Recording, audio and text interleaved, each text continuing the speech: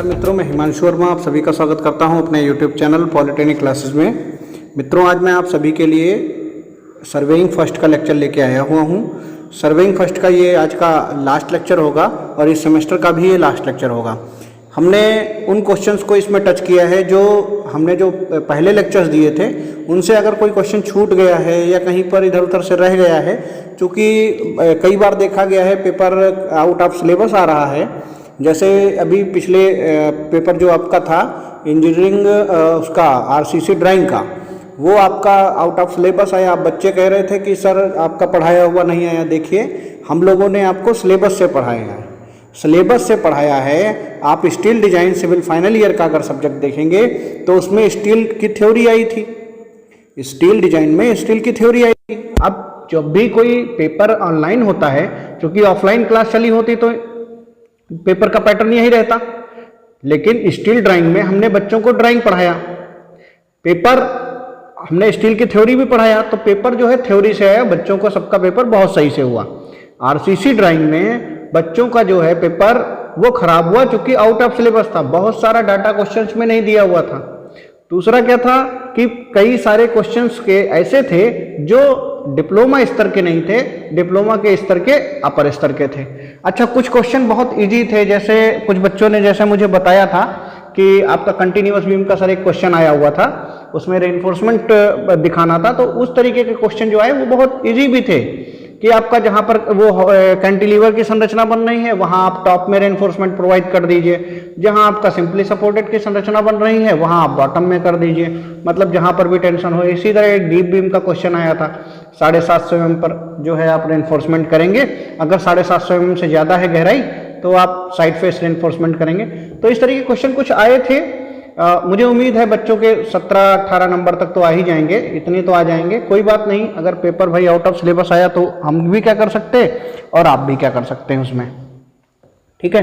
तो चलिए, इसीलिए हमने सर्वे को थोड़ा सा ज़्यादा लेक्चर और प्रोवाइड कर दिए कि हम ज़्यादा पढ़ के जाएं, जिससे हमारा पेपर जो है वो कहीं से क्वेश्चन छूटे नहीं, ठीक है। तो चलिए सर्वे में शुरू करते हैं आज का पहला question.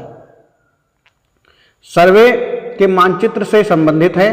Hydrographic survey deal with the mapping of बड़े जल निकाय, लार्ज भारी पिंड, हेवनली बॉडी, पर्वतीय क्षेत्र, माउंटेनियस रीजन, नहर, कैनाल सिस्टम, नहर प्रणाली। तो आपका जो पहले का जो सही उत्तर होगा वो क्या होगा? बड़े जल निकाय। लार्ज वाटर बॉडीज का जो सर्वे करते हैं वो हाइड्रोग्राफिक सर्वे के अंतर्गत आता है, ठीक है। नेक्स्ट है आपका क्वेश्चन, निम्नलिखित में से सही कथन चुनिए। निम्नलिखित में से सही कथन चुनिए। तो क्वेश्चन है आपका, pickup the correct statement from the following. पहला आपका जो ऑप्शन है वो है, दृष्टि रेखा को परिभाषित करने में एपिस कोई भूमिका नहीं निभाता है।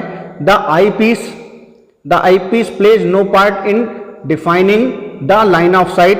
बी ऑप्शन है, डायफ्राम दृष्टि की रेखा को प्रभावित करने में कोई भी भूमिका नहीं निभाता है। The diaphragm plays no part of defining the line of sight. C option है आपका, उद्देश्य का प्रकाशिक केंद्र की दृष्टि से दृष्टि रेखा को परिभाषित करने में कोई भूमिका नहीं निभाता है। The optical centre of the objective plays no part in defining the line of sight. D option है, इनमें से कोई नहीं। तो here the correct answer is दृष्टि की रेखा को परिभाषित करने में आईपीस कोई भूमिका नहीं निभाता है। यह इसका जो है वो आपका करेक्ट स्टेटमेंट होगा, ठीक है। तो आपका क्या होगा? The eyepiece play no part in defining the line of sight. Here A option is the right answer. Next question है आपका, बबल ट्यूब के चाप की वक्रता त्रिज्या सामान्यतः रखी जाती है। The radius of curvature of the arc of the bubble tube is generally kept. The radius of curvature of the arc of the bubble tube is generally kept. 10 metre, 25 metre, 50 metre, 100 metre. तो आपका जो third question है उसका सही answer क्या होगा? 100 metre. सही answer क्या होगा? 100 मीटर। नेक्स्ट क्वेश्चन है आपका, ऑब्जेक्टिव से बनी वस्तु का प्रतिबिंब बना होना चाहिए। The real image of an object formed by the objective must lie cross hair के तल में, in the plane of cross hair, दूरबीन के केंद्र में, at the centre of telescope, नेत्रिका के प्रकाशिक केंद्र पर, at the optical centre of eyepiece, दूरबीन के अंदर कहीं भी, एनीवेयर इनसाइड द टेलीस्कोप। तो आपका जो 4 का सही आंसर होगा वो क्या होगा, ऑब्जेक्टिव से, मतलब the real image of an object formed by the objective must lie in the plane of cross hair, in the plane of cross hair. ठीक है, ये इसका सही आंसर होगा, A answer is the right answer.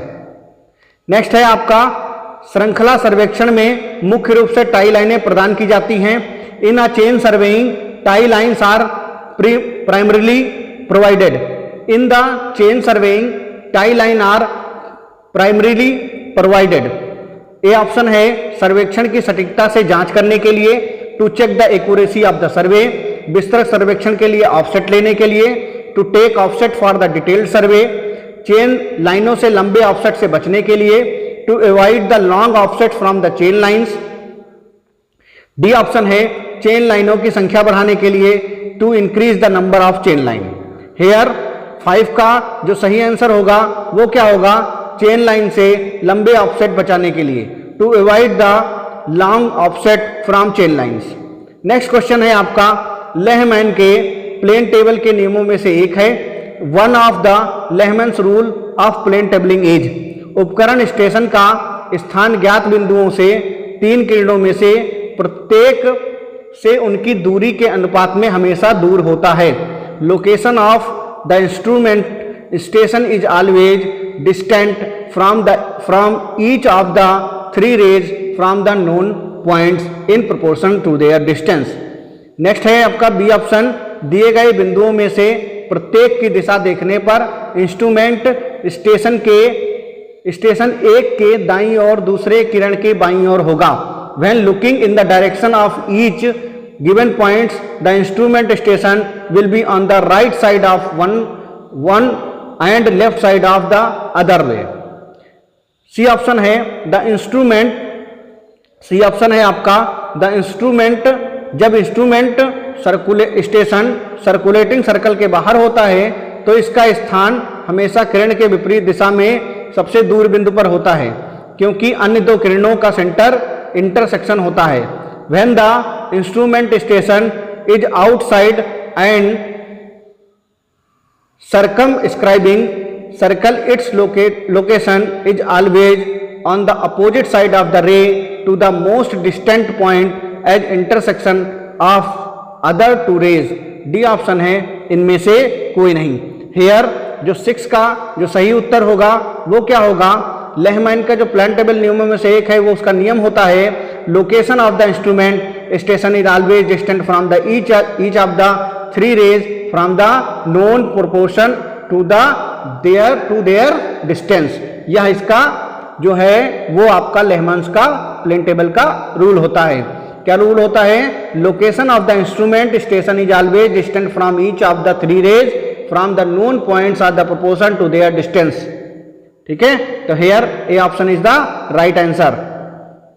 Next question है श्रृंखला सर्वेक्षण में मापन की शुद्धता पर निर्भर नहीं करता है। The accuracy of measurement in chain surveying does not depend upon, the accuracy of the measurement in chain surveying does not depend upon. Offset की लंबाई, length of offset, scale of the plotting का पैमाना, मुखाकृति का महत्व, importance of feature, chain लाइनों का सामान्य layout, general layout of the chain line. तो इसका जो सही उत्तर होगा वो क्या होगा, general layout of the chain line. Next question है आपका डायोप्टर एक लेंस की शक्ति है, डायोप्टर एक लेंस की शक्ति है जिसकी फोकस दूरी है। Dioptre is the power of lens having the focal length of 25 centimetre, 100 centimetre, 50 centimetre, 75 centimetre. तो 8 का जो सही उत्तर होगा वो आपका क्या होगा, 100 सेंटीमीटर। 8 का सही उत्तर क्या होगा, 100 सेंटीमीटर। ठीक है, नेक्स्ट है आपका 3 ज्ञात बिंदुओं वाले समतल टेबल स्टेशन का फिक्स आपका खराब है यदि प्लेन टेबल स्टेशन स्थित है the fix of the plane table station with 3 known points is bad if the plane table station lies. Great त्रिभुज में ग्रेट सर्कल के बाहर, परिचलित वृत्त के परिधि के पर, या इनमें से कोई नहीं। In the great triangle, in the outside the great triangle, on the circumference of the circumscribing circle, और नन ऑफ दीज। तो 9 का जो सही उत्तर होगा वो क्या होगा? On the circumference of the circumscribing circle, परिचालित वृत्त की परिधि पर। नेक्स्ट क्वेश्चन है आपका, टेकोमेट्रिक स्थिरांक में एक योगात्मक और दूसरा स्थिरांक है। On the one of the tacheometric constants additive and other constant is subtractive, multiplying, dividing, in additive, क्या होगा? तो आपका 10वां को जो सही उत्तर है वो क्या होगा? Multiplying constant. मल्टीप्लाइंग कांस्टेंट, अगर पहला एडिटिव है तो दूसरा क्या होगा? Multiplying constant. ठीक है। नेक्स्ट क्वेश्चन है आपका, ऑफसेट की सीमित लंबाई निर्भर नहीं करती है। The limiting length of an offset does not depend upon. The limiting length of an offset does not depend upon accuracy of the work, methods of setting out perpendiculars, scale of plotting, indefinite feature of surveying. ठीक है। तो आपका इसका जो सही उत्तर होगा वो क्या होगा?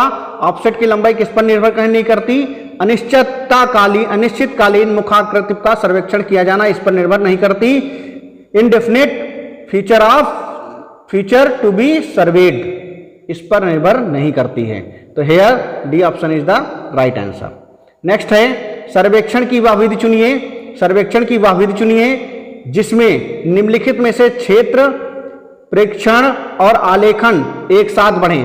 Pick up the method of surveying in which field observation and plotting proceed simultaneously from the following. ठीक है। तो आपसे पूछा है कि सर्वेक्षण की वह विधि चुनिए जिसमें से निम्नलिखित में से क्षेत्र प्रेक्षण और आरेखन एक साथ आगे बढ़े। तो आपका ए ऑप्शन है चेन सर्वेइंग, श्रृंखला सर्वेइंग, श्रृंखला सर्वेक्षण, कंपास सर्वेक्षण, compass surveying, plane table surveying, plane table सर्वेक्षण, टैक्योमेट्रिक सर्वेइंग, टैक्योमेट्रिक सर्वेक्षण। तो आपका 12 का जो सही उत्तर होगा वो क्या होगा? Plane table surveying. क्या होगा? Plane table surveying. नेक्स्ट है, समतल दूरबीन से देखने और आंख को थोड़ा हिलाने पर, समतल दूरबीन से देखने आंख को थोड़ा हिलाने पर लेवलिंग स्टाफ की छवि और क्रॉस हेयर के बीच एक सापेक्ष गति होती है उपकरण है।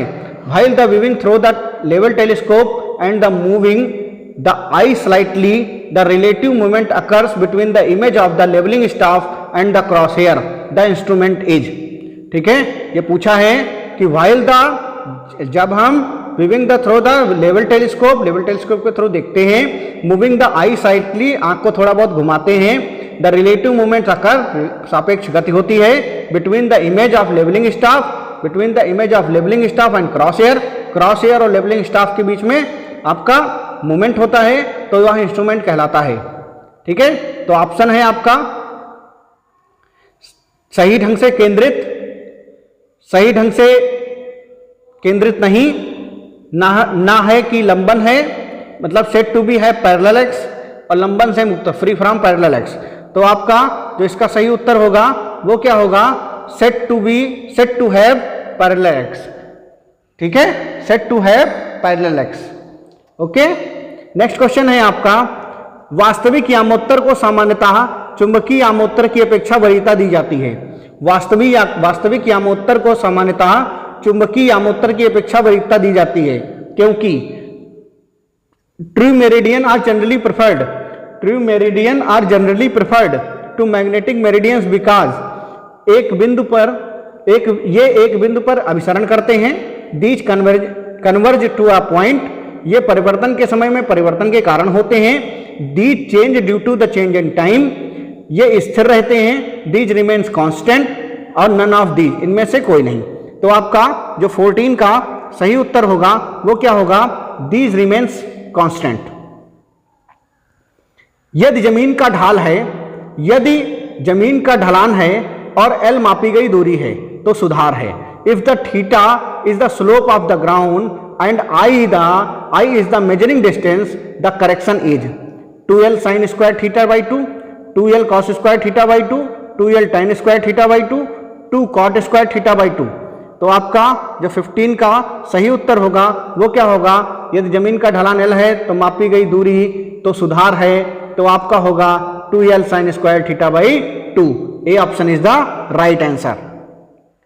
नेक्स्ट आपका क्वेश्चन है 16 क्वेश्चन, राजमार्ग या रेलवे के निर्माण के लिए for the construction of highway and railway अनुदैर्घ्य सेक्शन की आवश्यकता है, longitudinal section are required, cross section are required, cross section की आवश्यकता है, अनुदैर्ध्य और अनुप्रस्थ दोनों काट की आवश्यकता है, both longitudinal and cross section are required या नन ऑफ दीज। तो 16 का जो सही उत्तर होगा वो क्या होगा?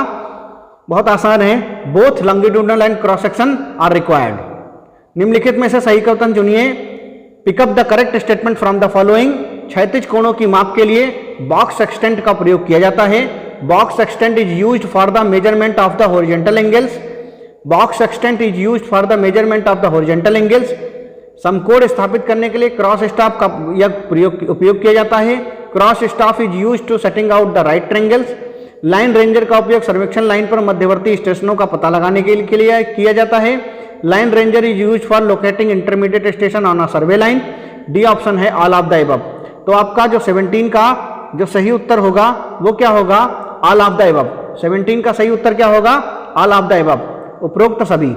नेक्स्ट है आपका लेवलिंग प्रक्रिया में इन अ लेवलिंग ऑपरेशन जब उपकरण को स्थानांतरित किया जा रहा है तो स्टाफ को स्थानांतरित नहीं किया जाना चाहिए।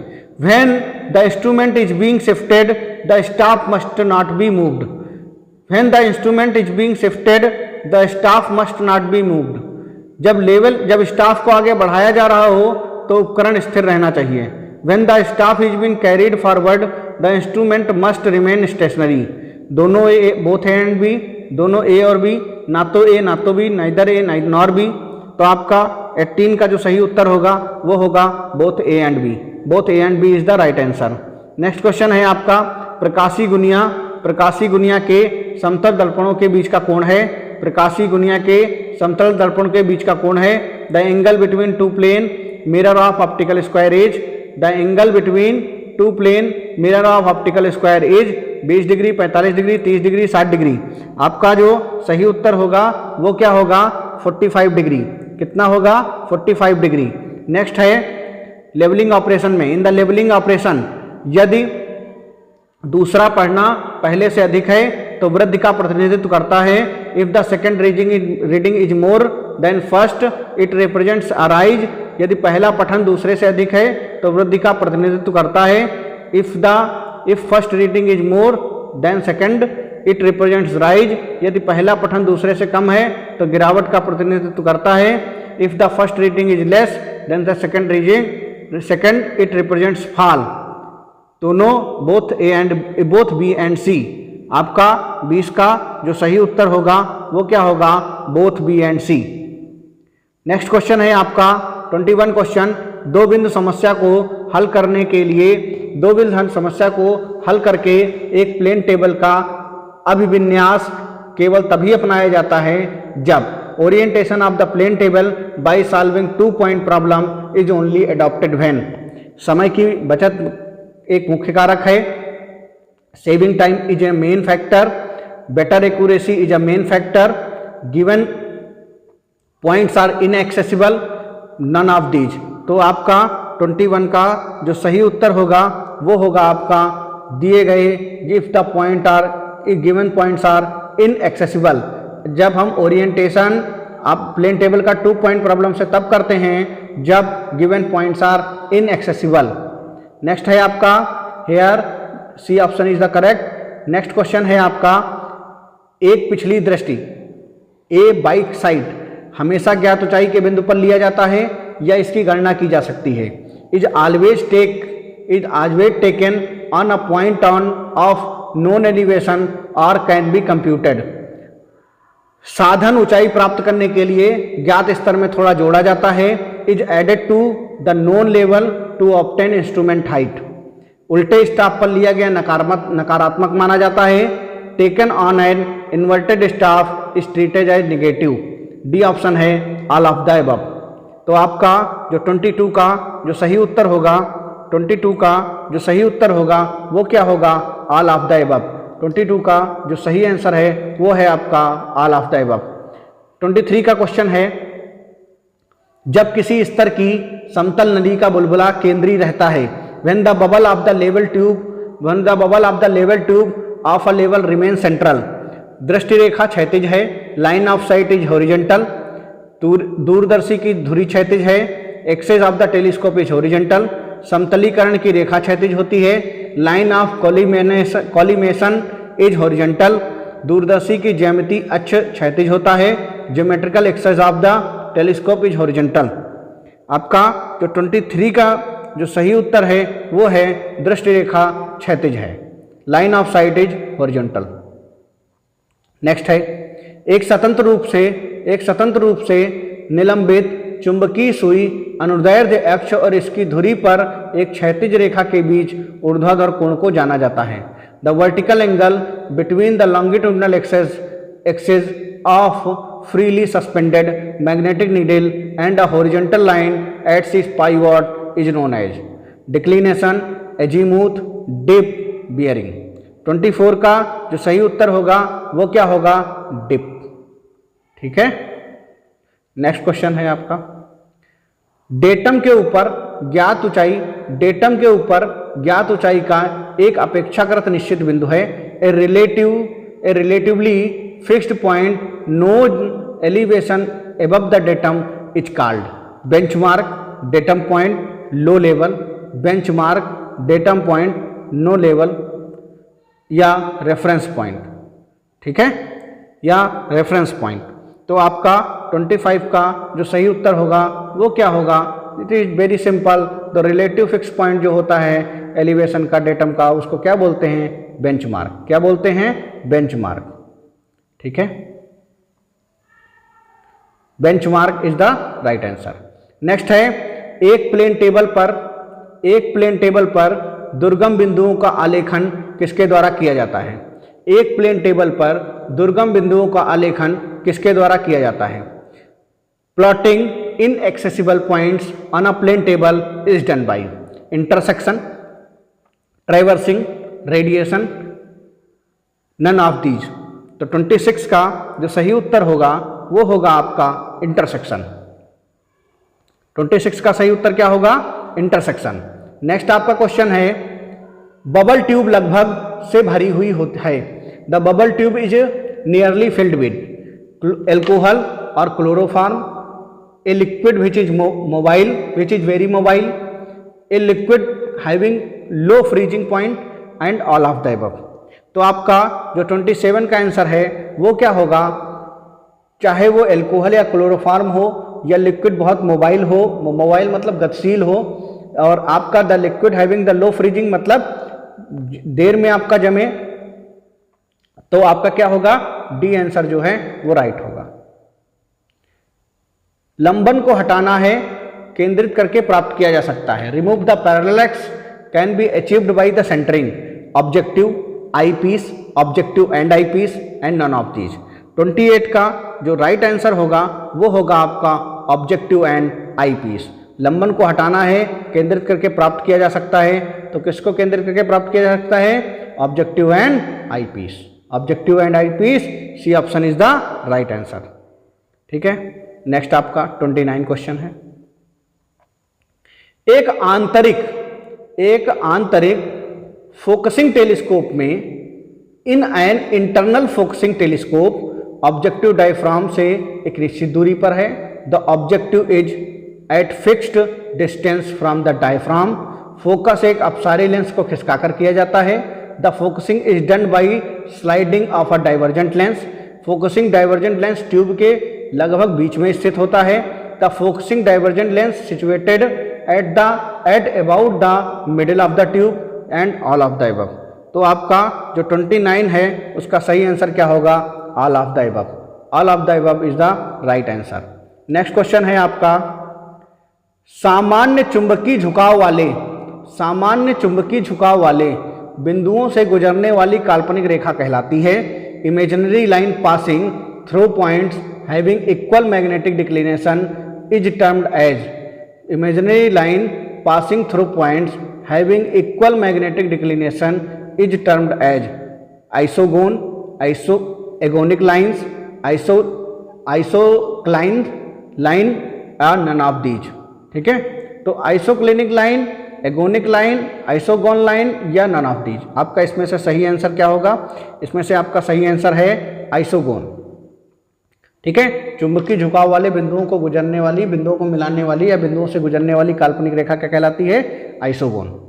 नेक्स्ट आपका क्वेश्चन है 31 क्वेश्चन है, वर्नियर स्केल का अल्पतमांक है। The least count of the vernier scale, the least count of the vernier scale मुख्य और वर्नियर पैमानों को सबसे छोटे, वर्नियर मुख्य और वर्नियर पैमानों के सबसे छोटे विभाजनों का योग, sum of the smallest division of the main vernier scale.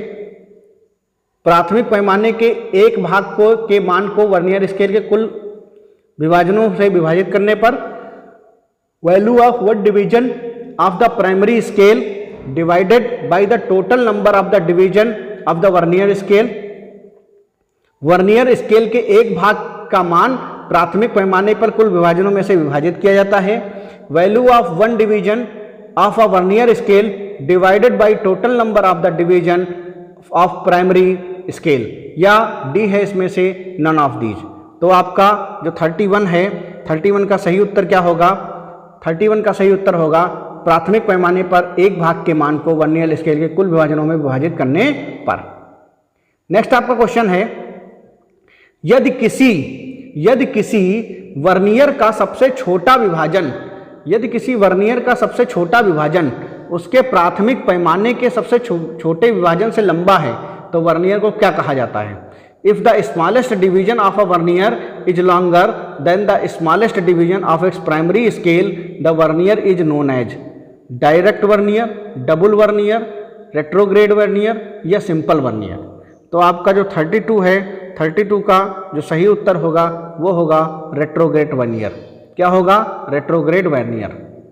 Next आपका क्वेश्चन है, एक समतल नली में द्रव की सतह की स्पर्श रेखा समतल नली के अक्ष के समानांतर होती है। The tangent to the liquid surface in a level tube is parallel to the axis of the level tube at. बुलबुले के हर बिंदु, every point of the bubble, बुलबुले के दोनों छोर, either end of the bubble, बुलबुले के मध्य बिंदु, the midpoint of the bubble and nowhere, कहीं नहीं। तो आपका जो 33 है इसका सही उत्तर होगा बुलबुले के मध्य बिंदु, the midpoint of the bubble. Next आपका क्वेश्चन है, ढलान सुधार को अनदेखा किया जा सकता है। ढलान सुधार को अनदेखा किया जा सकता है यदि slope correction may be ignored if भूमि का ढाल 3 डिग्री से कम है, the slope of the ground is less than 3 degree, भूमि का ढलान 19 में 1 है, द स्लोप ऑफ ग्राउंड से 1 in 19, दोनों का ए एंड बी, ना तो ए ना तो बी। तो आपका जो 34 है इसका सही आंसर क्या होगा? Both A and B. सही उत्तर क्या होगा? Both A and B. Next है आपका, यदि टैकोमीटर में एनालैक्टिक लेंस लगा हो, if a tacheometer is fitted with an anallactic lens. ठीक है, योगात्मक स्थिरांक 100 है, गुणन स्थिरांक 0 है, additive constant 100, multiplying constant 0, multiplying constant 100, additive constant is 0, both multiplying and additive constant are 100, both multiplying and additive constants are 50। तो आपका जो 35 है इसका जो सही आंसर क्या होगा?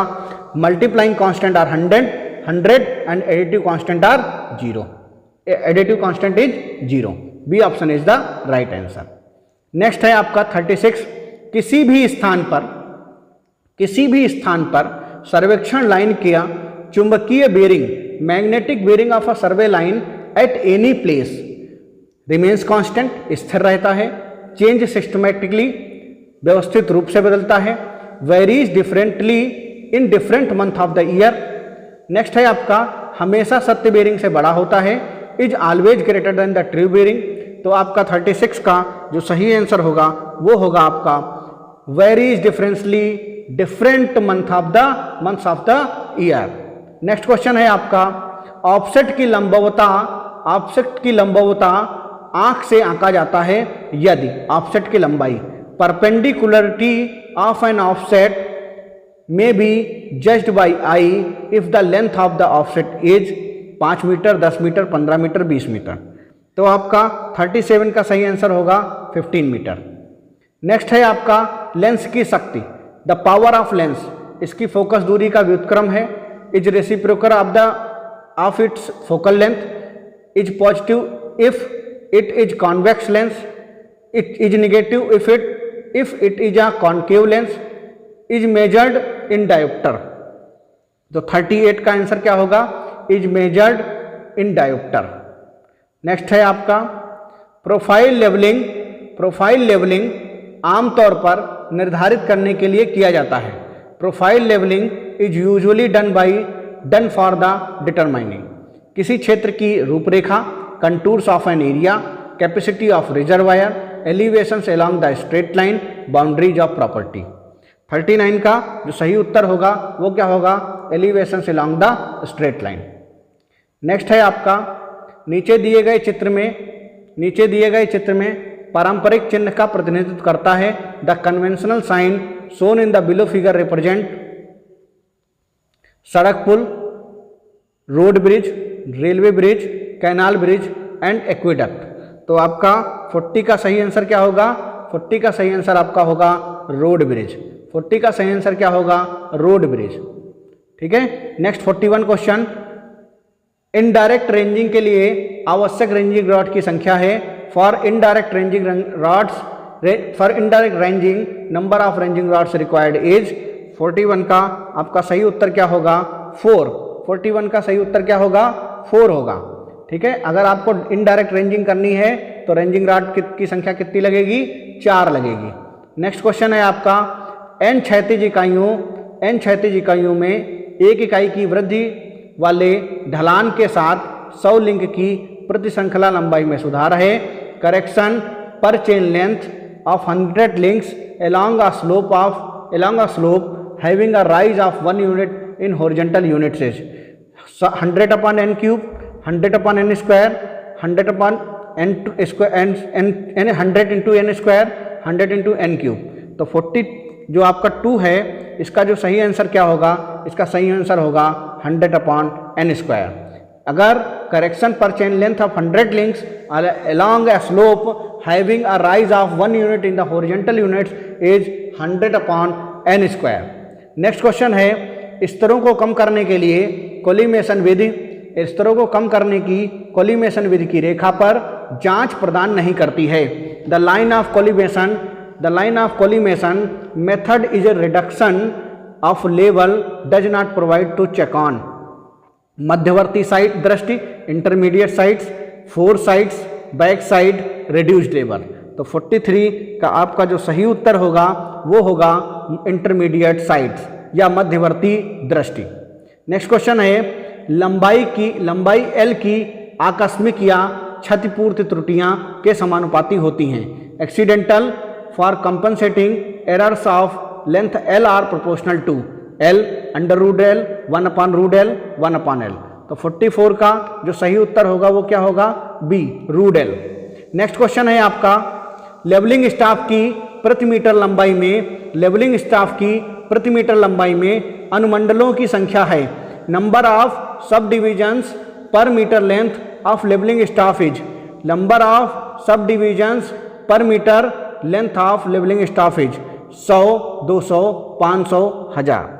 तो 45 का जो सही उत्तर होगा वो होगा आपका 200। 45 का सही उत्तर आपका होगा 200। लेवलिंग स्टाफ की प्रति मीटर लंबाई में अनुमंडलों की संख्या 200 होती है। The subdivision per metre length of levelling staff is 200।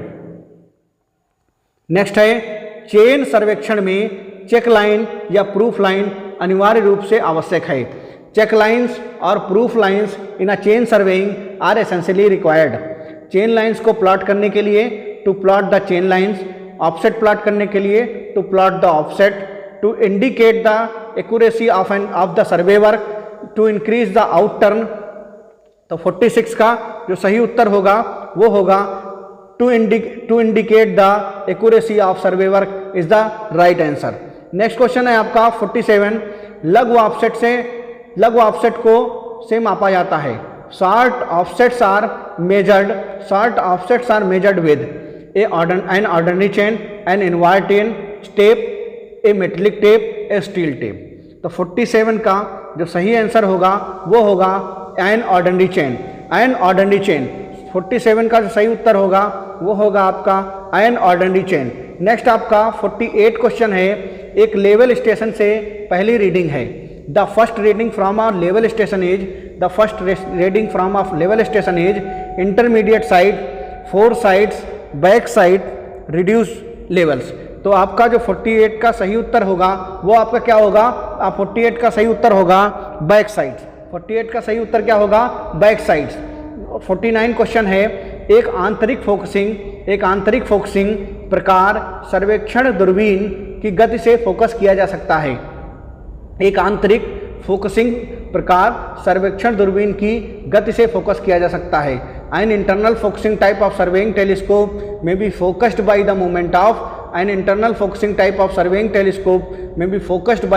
Of दूरबीन का वस्तुनिष्ठ कांच, objective glasses of the telescope, दूरदर्शी में उत्तल lens, convex lens in the telescope, दूरदर्शी में अवतल lens, concave lens in the telescope, दूरदर्शी में समतल उत्तल lens, plano convex lens in the telescope. तो आपका जो 49 होगा उसका सही उत्तर होगा C, concave lens in the telescope.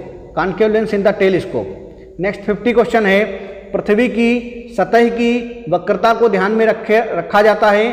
पृथ्वी की सतह की वक्रता को तभी ध्यान में रखा जाता है जब सर्वेक्षण की सीमा से अधिक हो। The curvature of the earth surface is taken into account only if the extent of survey is more than.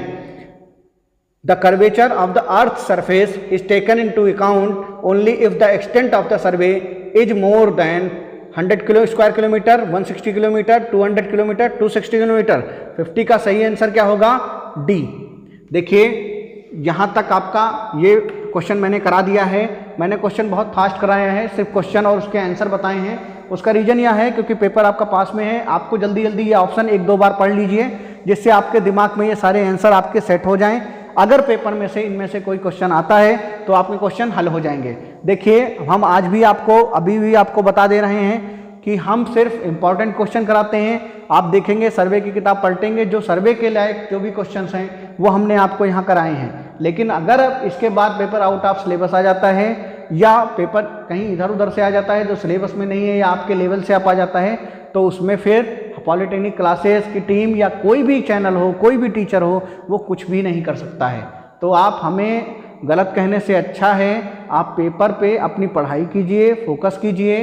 अगर उसके बावजूद अगर दुर्भाग्यवश पेपर आउट ऑफ सिलेबस आता है तो फिर उसमें ना तो आपकी कोई कमी है ना कोई हमारी कमी है, उसमें जो कमी है वो पेपर बनाने वाले की है। ठीक है, तो आपका यहाँ पर आज का लेक्चर समाप्त होता है। Thank you so much, thanks for watching my dear friends.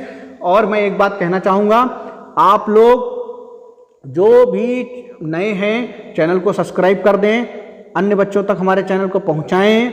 जो भी आपके क्वेश्चंस हैं आपके पढ़े हुए, जितने भी सर्वे में लेक्चर हमने या सचिन सर ने कराए हैं, वो सारे लेक्चर बहुत ही ध्यान से और 2-2 बार देख जाएं। एक बार देख जाएंगे दिमाग में वो ऑप्शन सेट हो जाएंगे तो आपको क्वेश्चन करने में आसानी होगी। तो thank you so much, thanks for watching my dear friends.